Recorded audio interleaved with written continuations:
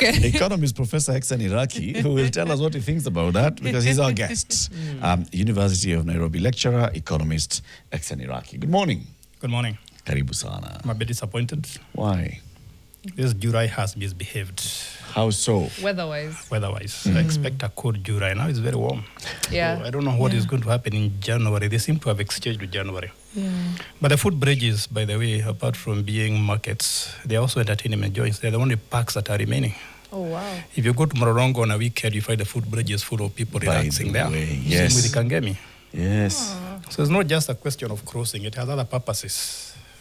Actually, there actually are observation points. Yes. People just go and chill there and just watch. There you go. Watch traffic. Yeah, and this is an entire wide road. There's the expressway in between. There are no two parks. sides. There are no parks for people to relax over the weekend. We have only one Uhuru Park. We need Uhuru Parks in other parts of Nairobi. Very true. Is City Park open? City Park is open. Is it secure? Is it secure?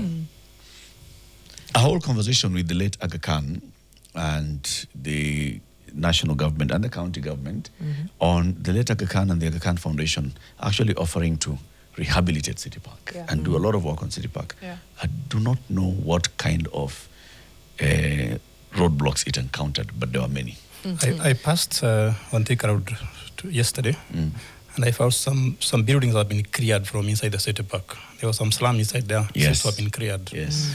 I don't know what is the objective of that, whether it's going to become a better park or rather plans are underway. Yeah. In fact, actually, it was on that day when they were doing the clearance, the people who were demonstrating against the clearance are the ones who poured onto the Thika Superhighway and temporarily blocked the road right opposite City Park. Yeah. So, Prof, karibu sana. To welcome you to the conversation, Felaris is going to give you the day's quote. Karibu sana, Prof. Today's quote is courtesy of a Colombian by the name Nicolas Gomez Davila. And the quote reads, "Ideas are not responsible for what people do with them." Ideas are not responsible for what people do with them. How does that speak to you? When I was younger and more innocent, I took a semester course in Spanish. So I wish you had asked that statement in Spanish. Spanish? Would have given you a better response. But I think the quotation is about advice. When you give people advice, they will not do what you have advised them to do. It's upon them to act it in the way they think it is best. So I think the main idea is we have given the advice, how you apply it depends entirely on you. And I think if you're not forceful to take advice, because they don't understand it the way we understand it. That's a good one. Don't just take people advice. Just give people advice. Yeah. Advice is given. What do you do with it?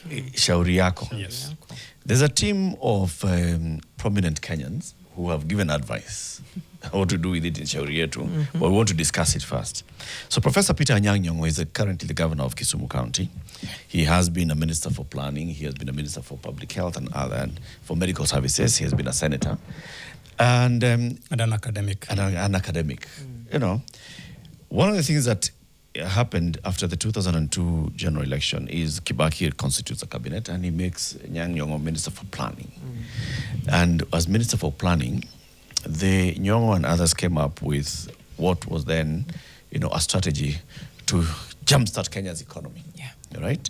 They're called economic strategy for economic recovery and wealth creation. And that led to the birth of the Vision 2030 document, which is coming to an end, and so on and so forth. I think out of his own just volition, the academic, that's Professor Anyang' Nyong'o, started thinking, Vision 2030 is coming to an end. What are we what do we do? How do we actually accelerate this progress? And he spoke to President Ruto and said, we can do things, we can do more. President Ruto told me, do this. So you form a team, and you come up with some document that we can all look at. Prof formed a team, and they created a document. And that's what we want to look at today, because they presented that document. The team had Professor Anyang' Nyong'o, Professor Michael Chege, Professor Karuti Kanyinga, Professor Peter Wanyande, George Omondi Okongo, and Dennis Onyango, constituted by the President to work on analytical work and to develop a strategy document. That document is a big one. And it's called Developing a New Vision for Kenya Towards a First World Nation, Strategic Guidelines for Long-Term National Transformation. Now, it has several things that it's discussing, and that's why we invited Professor Iraki to look at that document, and let's start chamburing it bit by bit. Yeah. It's quite a lot, isn't it, Mike? It's heavy. It's only 56 pages. Only Not 56 pages. Only. But it is a double column, so Yes. I noted that. That's the thing you have to consider. 112 in short. I didn't want to say that. Prof, let me start before we even get into this specific plan. Kenya's development plans over the years, how they've been executed, how they've been formed, how they've been executed, and where we've dropped the ball. Yeah. That's a good question. Now, let me also make it clear that if you look at this document, 56 pages, that is discussed in chapter 2 or 3. Kenya's development plans, Yes. how they have been succeeded or not succeeded. Yeah. And they have discussed them from independence. When we got independence, this country was very optimistic that finally we have got freedom. Now we can do what we want with our freedom. Then we came up with session papers. Then there was change in presidency. And then there was Vision 2030. And now we are where we are. And one of the things that come out very clearly in our development plans, and it's very well stated in this document, is that it is government-oriented, not growth-oriented. So every government comes with its plan. Yeah. And sometimes it rubbishes the development plans of the previous ones. True. And that has been our biggest handicap. If we provided transition, that if I become the president, I build on the previous president's plan. If I'm an MP, I do the same. If I'm a woman rep, I do the same. So I think that has been the biggest problem in our development plans, that we don't bring transition, continuity. And then number two is some of the development plans we have had have not been homegrown. We have had IMF, we have had World Bank, we had other people coming to tell us what to do and how to do it. So if probably we started from day one and build homegrown solutions, we probably be better. And I think India and the countries that you have been quoting, Malaysia, Singapore, and so on, did exactly that. And number three is we have also been victims of external factors. For example, the Gulf War, the oil crisis, the breakup of the East African community. And I think those are the handicaps we have gone through. But the good thing about Kenya is that anytime we are foreign, we have come back. We have reason. And that is why we came up with Vision 2030. I'm happy to report that if you look at the document we are talking about now, it's actually a grandchild or a child of Vision 2030. Yeah. Whether you're looking at BITA, whether you're looking at the Big Four, whether you're looking at the road to Singapore, it's very clear that they are all borrowing Vision 2030. And to me, that is good news. Yeah. Because for once, we are providing some continuity. Okay, we'll get into that in just a little bit. I like to set historical context, and you started from the sessional papers. Do you think sessional paper 10 specifically of 1969 set Kenya up for inequality and economic injustice? That paper has been quoted over and over again. Because one of the problems we have had for the last 63 years is we have never put economics at the front of this country's future. We have put politics. So I think to some extent that paper was not very focused on equality, inclusiveness, and then maybe some of the economic bitterness we see today originated from that. I believe it could have been written better. There was a feeling that some regions had high potential. There should be more focus on that. Yet we realize that this country, every part of this country is important. Whether there's rainfall, whether it's a desert, whether it's coastline, we are the same. And I think our work is not to complain about that session paper, is to correct the mistakes of that session paper. And I hope the document that we are discussing today, the bills in parliament, the budgets are trying to correct that. I like that, yeah. I look at it somehow. I extend a bit of grace to Kinatomboya at that point, right? In terms of we're looking at, so here we are, as a country, and we want to develop and kickstart our growth. They're saying, invest here heavily, and then that sparks growth elsewhere. Maybe the thing is, for how long, right, that you do that investment? And beyond that, did we actually continue truthfully implementing that session of paper number 10, or did the politics of the 70s take over? Because remember, after that the 60s, good times and all, the politics of Kenya has just changed into the 70s, where now we started having this, power play between Jaramogi and Jomo. Within Jomo's camp also, there was now people thinking about succession. Yeah. So maybe now the politics came and took over. Is that fair? In fact, if you look at Kenya's economic growth rate from 1963 up to now, anytime there was a political upheaval, the economic growth dipped down. And they are very clear. 1969, when Tom Mboya died, 1975, when JM died, the political chaos of 1992, the post-election violence.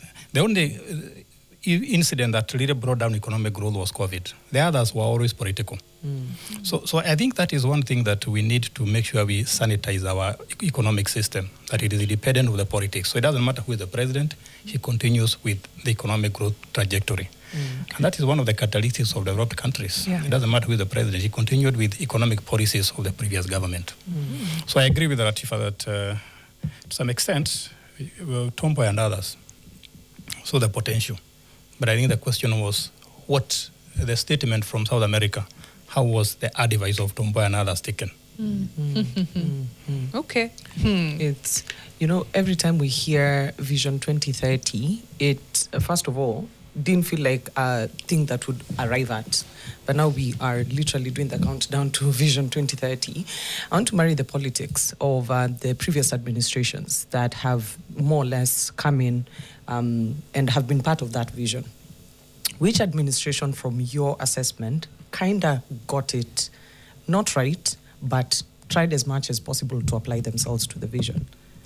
I can tell you for free that all the administrations after Mwai Kibaki have tried to expropriate, maybe if I want to be academic, plagiarize Vision 2030. They have all copied it. If you look at President Uhuru Kenyatta's Big Four, it was just picking a bit of cherry picking some of the issues in Vision 2030. If you look at BITA, it's also about picking something from Vision 2030.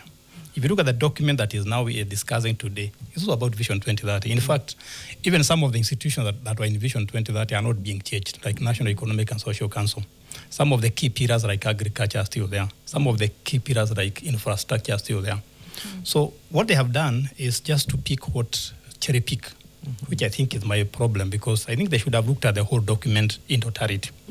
But I can assure you they have all tried to get something from it. In fact, they are all paying homage to Vision 2030. But they don't say it loudly because as a politician, you don't like competition. and isn't that a problem, though? In fact, the fact that Vision 2030 was not politically cushioned or protected, such that you come in, you pick the part of Vision 2030. You are required by law to pick the part of Vision 2030 that we are developing Vision 2030 in bits, right? Yeah. The next 5 years, this is the focus of Vision 2030. Look at the previous 5 years, what has been achieved, what has not been achieved, what do you need to pick up to grow, and what in these next pillars are you actually doing to actualize that? Yeah. We didn't protect it. So, for example, Uhuru Kenyatta comes in and he breaks the Economic and Social Council, which was advising Kibaki, and it's helped to develop the Vision 2030 and so on and so forth. The Vision 2030 board operates, but does it have as much clout as the Vision 2030 board of Kibaki? Yes. So by the time Uhuru is leaving, the Vision 2030 board and the Secretariat are just like a small department of the Treasury. Yeah. I think it was that's an interesting observation, because I proudly can say I worked for the National Economic and Social Council. I was a research fellow for about 3 years. And I remember meeting some big wigs, Raila Odinga and others in those meetings. And I could see the vision they articulated and what they had in mind. So I think what happened is that with time, every regime did not, as I said earlier, cherry-picked what they wanted. And then there was competition for influence. For example, during Uhuru Kenyatta's time and currently now, instead of Vision 2030, it's not Vision 2030, but instead of National Economic and Social Council spearheading the plans and so on, there's a new group of people who have taken over all that, the economic and other advisors. Yes. So, and advisors are not as entrenched institutionally as National Economic and Social Council. And that's why you can see there's a lot of joking for influence. So who is more influential than the other? So I totally agree with you that maybe if we ring-fenced Vision 2030 using rules, it could probably have done better. The good news is if you read this new document, there's actually a proposal for development law to make sure that all these proposals are entrenched in law and they are enforced and they can be translated from one regime to the other. The only thing I didn't find in this new document is if you come up with a new development law, are there some laws that need to be repealed or they will remain the way it is? Otherwise, you might have too many laws that are conflicting and so on. Yes. But I think that's a step forward. Okay. The parallels drawn between us and Singapore as we now face the future, there have been many.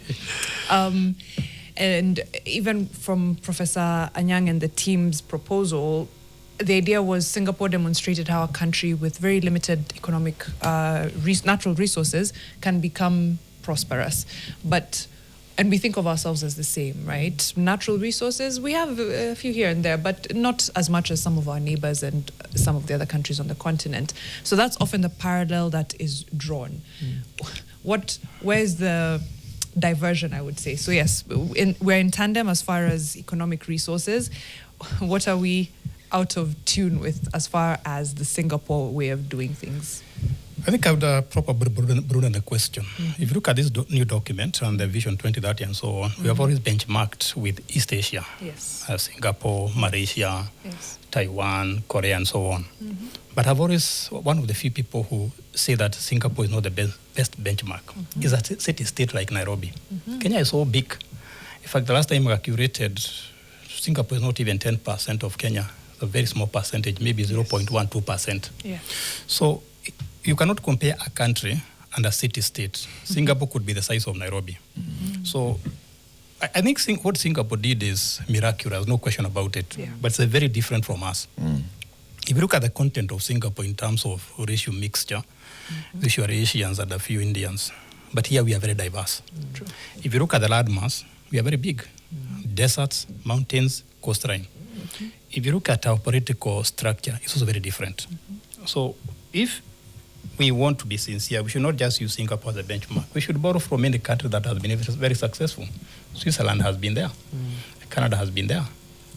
Countries like, probably a good country I can give is also Dubai. So let's learn from everybody, not just one example. When I go to class as a lecturer or a professor, I don't give my students one example. I give them very many examples because the more examples I give, the more they are likely to understand the concept I'm trying to share with them. So I don't think Singapore is the best benchmark. I think it's an easy but not the best benchmark. We are too different. Okay. What other example would you give? What other example would you give that would be rank higher than Singapore? There's one that has been quoted in the current document, which I think I admire, Vietnam. Because Vietnam was devastated in the Vietnam War. It was one time two countries, North and South Vietnam. They came together. They have been able to make America one of their key trading partners, and they were fighting together. So I think Vietnam would be a very good example. The other examples that we don't like quoting is China and Japan. Because those two countries had devastated economies, but after World War II, they were able to recover, put their house in order, and they are where they are today. So let's learn from as many examples as we can. And even closer home, there's a country called Mauritius. I always get amused when I see Mauritian companies buying into Kenyan, Kenyan banks and so on. Mauritius is a very small country, but they've been able to put things in order. So let's learn from as many examples as we can. All right. Let's take a break, Prof, and then we come and continue. And now get into this document. What are these professors and the other thinkers thinking and advising? And what do we expect to see if the Ruto administration is actually keen on implementing this and helping to draft the next phase of Vision 2030? What should they take? It's Professor Iraki, University of Nairobi lecturer and economist, and we are looking at Kenya's roadmap. Vision 2030 is coming to an end. A team led by Professor Anyang' Nyong'o has come up with a document that says we can actually start thinking towards the first world, and this would be the foundation blocks of it. We're interrogating that shortly after this break. Tunaendelea na conversation here with Professor Iraki. Again, just placing this conversation, Vision 2030 is coming to an end. So we are in the phase of reviewing as we go into the final phase of Vision 2030. have we actually achieved much of what we intended to achieve? And the next phase, what do we do? Now, in November last year, the president announced that's what called the road to Singapore. Yeah. Okay. And then in January this year, President Ruto announced to the nation that he'd request Professor Anyang' Nyong'o to lead the preparation of a national development strategy whose implementation would result in the transformation of Kenya into a modern state whose citizens enjoy standards of living comparable to those prevalent in the developed countries today. Professor Anyang' Nyong'o says, subsequent to that announcement, he put together a small team of experts to help prepare the roadmap to the preparation of that plan that would ensure that we attain the goal of the country 40 years from now. In undertaking this, we have taken into consideration our development false starts, our development history, and the need for national mobilization around a new development vision as a successor to Vision 2030. And that document was first presented to the president, and now it's publicly now being consumed, and that's what we're looking at. What are these people proposing?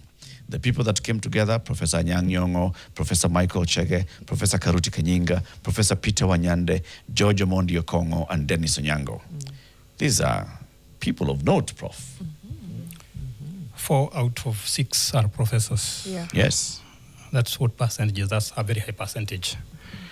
But my concern and private concern is that that team does not reflect the economic phase of Kenya. I would expect Kenyans from all economic walks of life to be represented in that team. Because as professors, we have sometimes tend to be elitist and idealistic. Yeah.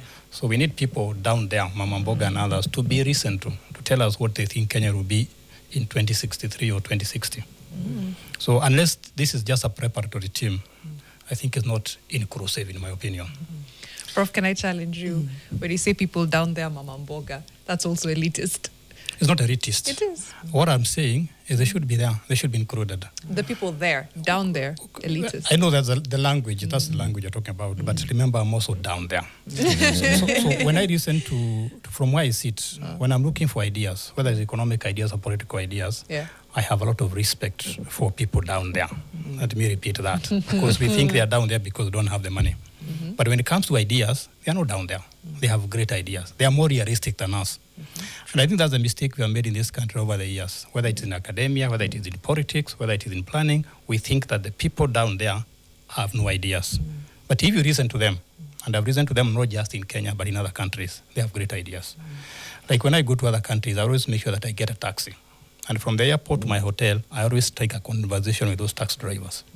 And they have immense knowledge about the economy, about the politics, and about what probably will happen in future. Yeah. So I'm not using that language in a derogatory language. I'm using it in a very respectable way. That those people we think are down there, intellectually, in terms of ideas, they are not down there. And you saw them do that in Orokarao. Yes, and we'll get to that. But President Ruto, during when he was receiving this plan, also said that there would be extensive public participation and stakeholder engagement before, moving forward with the plan. Would that be sufficient? I mean, to get the views of Kenyans into this Singapore plan? Yeah, that is everybody's dream. That when we come up with the final document, every Kenyan will be consulted. Those people I'm talking about will be there. But there's nothing wrong with starting earlier, consulting them. Because when the document starts being prepared, there's always a way that it is hijacked by certain people to make sure it reflects certain views. We did that with the Constitution and other documents. So I hope that once we go to the grassroots consultation, I'm hoping all the Kenyans will be included. Actually, they say that. As it is now, you can clearly see that ordinary Kenyans were not included in this. They acknowledge that, in fact. The professors, they say that this is just the beginning of thinking towards that. Why do we need a new vision?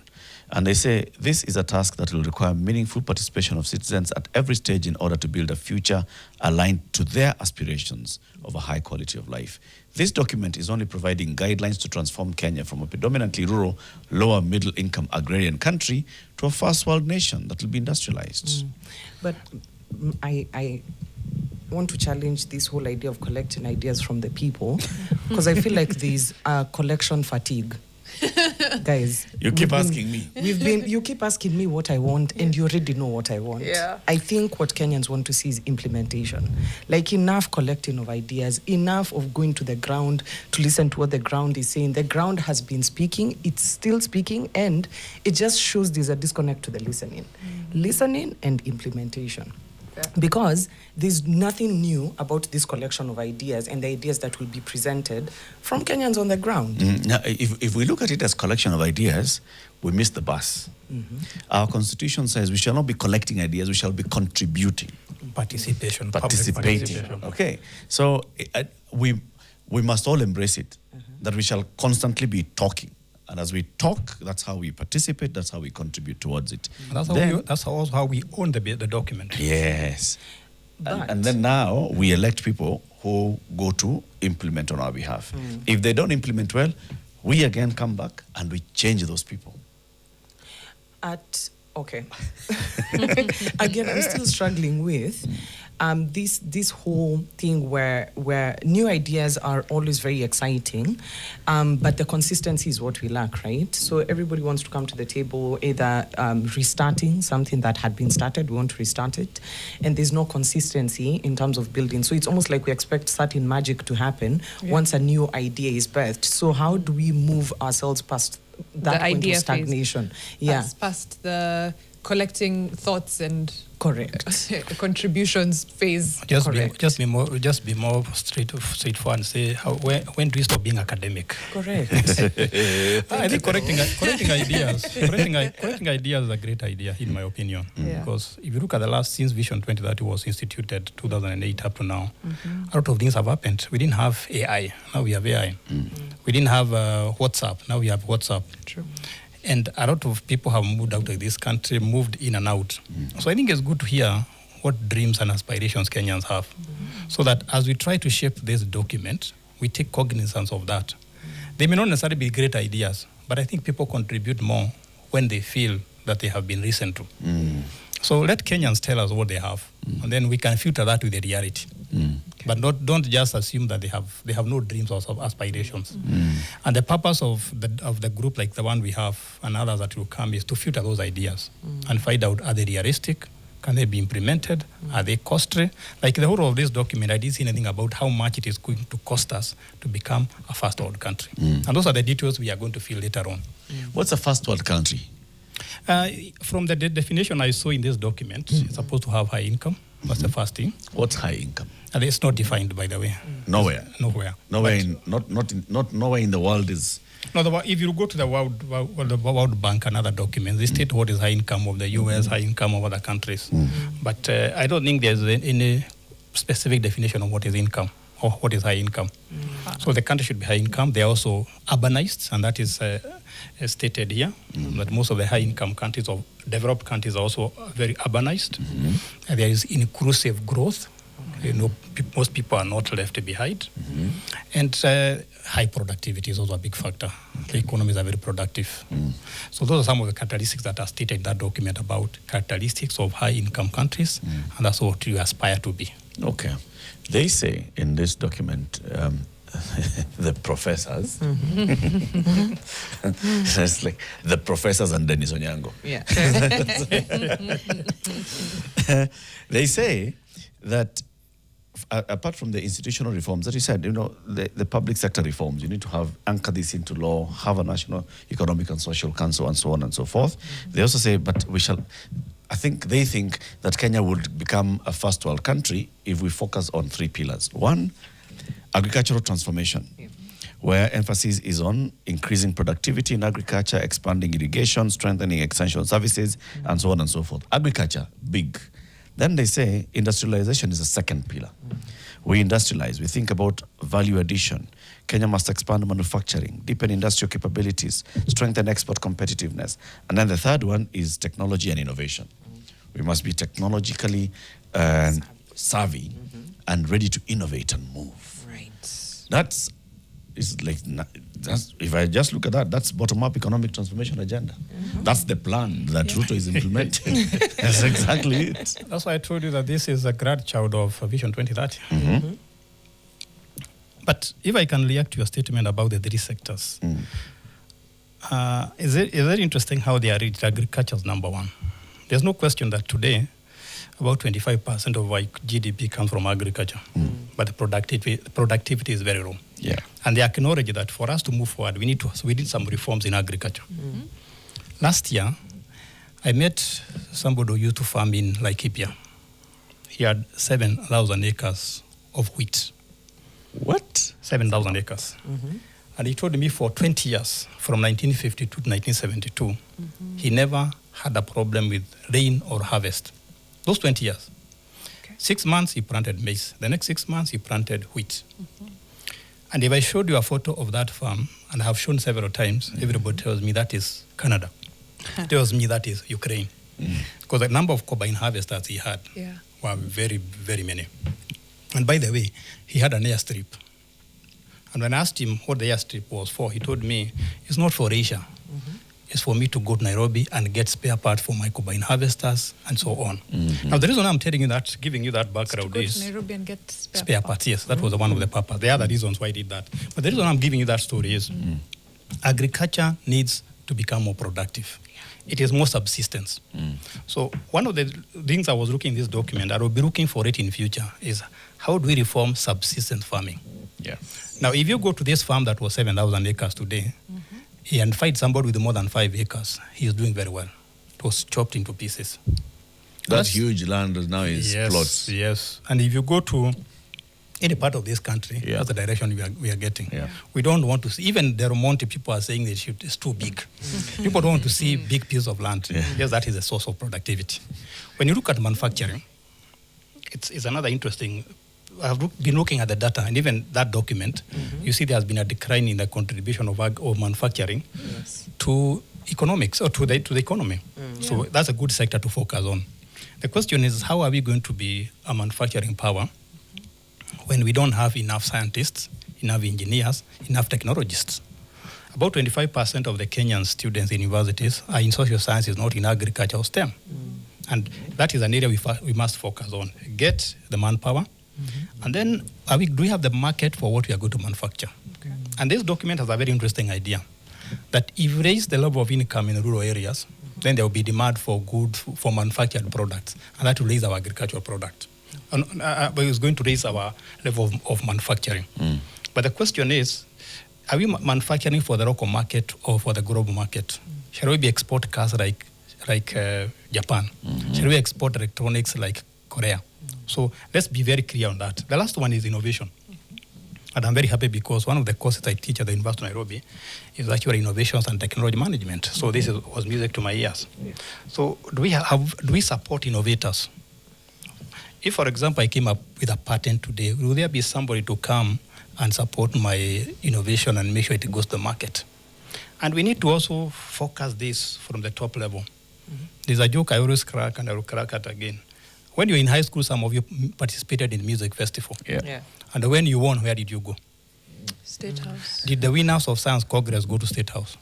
No. Actually, no. Why didn't they not go there? Or mass contest. So it's very important that as we talk of these three sectors, we must also support them. Finally, according to the latest economic survey, 55% of the Kenya's GDP is from services, not agriculture, not manufacturing.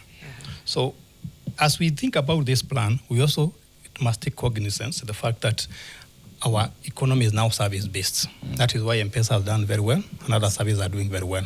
So are we going to go back to the smokestacks, or are we going to go to the post-industrial age that is based on services? Those are the few questions we need to ask and answer, when probably in the final document, not in this preliminary document. And I'm also wondering how a 102 document can be called preliminary. You know, the very 56, Doc. At the very core of this, Prof, is our resource capacity to basically drive industrialization, to drive manufacturing, is just capacity in terms of energy. For example, do we have enough as a country to be able then to say that we are squarely going to focus on all of this because we have developed that enough? Or are we then going to incur the cost of importing energy to be able to then create the industries that we need and then essentially lead to all of this? Is that a critical gap that has to be filled? before we even start making these considerations?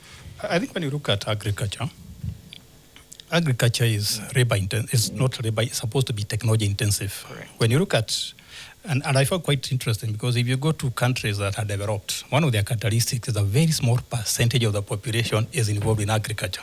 Right. Here we are talking about 25%. So as we move to agriculture and we move to manufacturing, there will be a lot of demand for energy. No question about it. So you need energy for tractors, for combine harvesters, for drones as it advances. You need technology for the machines that are going to be operating industry in other places. Yeah. So where do we get that power? I think we can generate it from internal sources. We have geothermal, we have renewables, and one of the things that I cannot dispute, there's nothing wrong with importing power from Uganda or from Ethiopia if they have more power than us. So we can also get gas from Tanzania and other places. So let's get power from wherever we can get it. After all, Singapore doesn't produce. I don't think they don't have hydroelectric power. Right.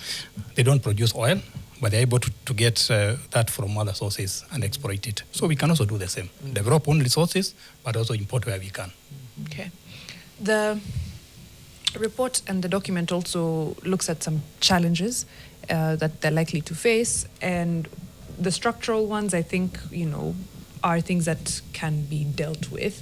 They talk about infrastructure gaps, the narrow industrial base, the dominance of the informal sector, youth unemployment, all things that I think can be fixed structurally. Then they go to governance and fiscal sustainability challenges. So we have obviously massive governance and accountability gaps, and the public debt and fiscal pressures. These two things, along with environmental and climate vulnerability, I feel like those are the ones that are quite difficult to account for, the intangibility of it all. When you look at this roadmap, governance and accountability gaps, the ones that have plagued every plan since sessional paper 10, is there an actual fix, an economic one or a social one or something else? It's interesting. My background when I was growing up was in physics. And I loved physics because it's very deterministic. You have a formula, you put V, you get, you put M, you put A, you get you get velocity, and so you just do the formulas. If you look at engineers, they are designing bridges or highways, they are formulas. You just fix, you get what you want.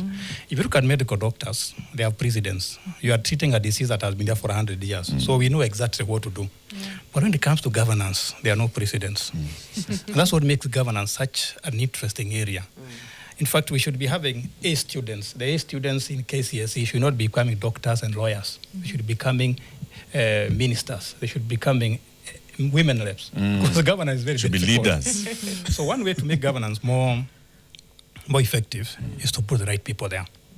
Now, and I have nothing against people being MPs and governors and so on, but how do you become an MP nowadays? How do you become a leader nowadays? Is it based on your ability to solve problems, or because you have more money, or you can talk more? So one way to fix the governance is to make sure we put the right people in those spaces. And that's why go to the polls is very important. So that as we go to 2027 and we start voting, vote for people who have ideas, people who have been tested. So if, for example, I have been running a business for the last 50 years, and you tell me to run a constituency or a county, I'll probably run it very well because I've done something. But nowadays we put people in charge of resources, and they have never been in charge of resources. It's like telling me to advise a couple how to behave, but I'm never married. So governance is a big challenge. Physical issue is also another one. Debt. How do we solve the issue of debt? Because this idea that we are becoming first world in the next 30 years, we need a lot of money. Yes. So how can we develop when we have not paid the debt? And the best way to deal with debt is very simple. Pay taxes. If you don't pay taxes, then do the most reasonable thing, reduce your expenditure. Yes. And that is why the next government needs to be very bold. That we can tax people and show them this is where the tax is going. They will pay taxes. And number two, we should be able to reduce expenditures that are necessary. There's a lot of waste and duplication in government that can be reduced, and we use that money to come up with the next plan, which is about being a developed country or a first world country in the next 40 or so years.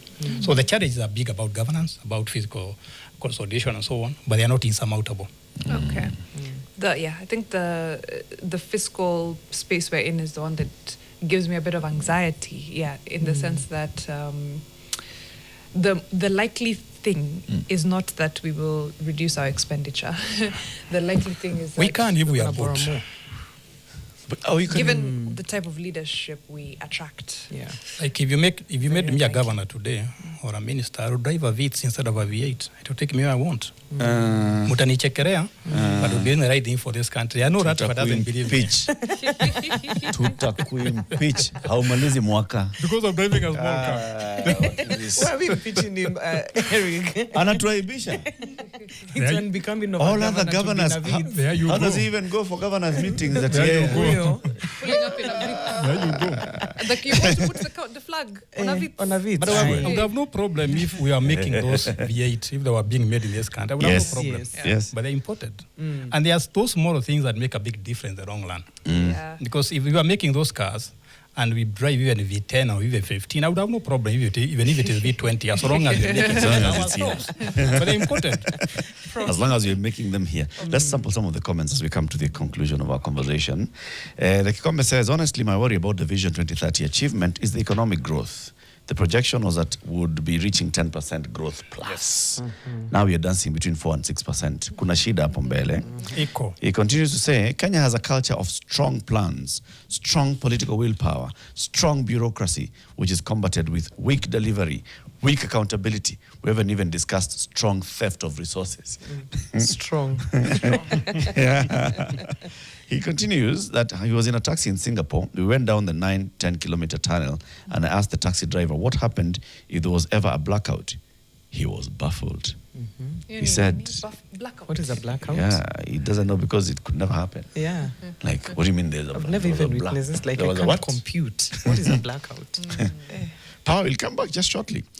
Kipruto says, what about education? We must create an elitist society. Singaporeans are highly educated. Even Botswana insists its budget surplus is higher education, more STEM investments. Ongao Edwin, what ideas are we talking while we have turned our industrial land to dwelling places? Agricultural land is now on private hands. Kenya manzi. Hey, we may give up to. Lenny de Steve, if Vision 2030 has not achieved even half of the visions, why seek to get another unachievable vision and ideas? I mean, why?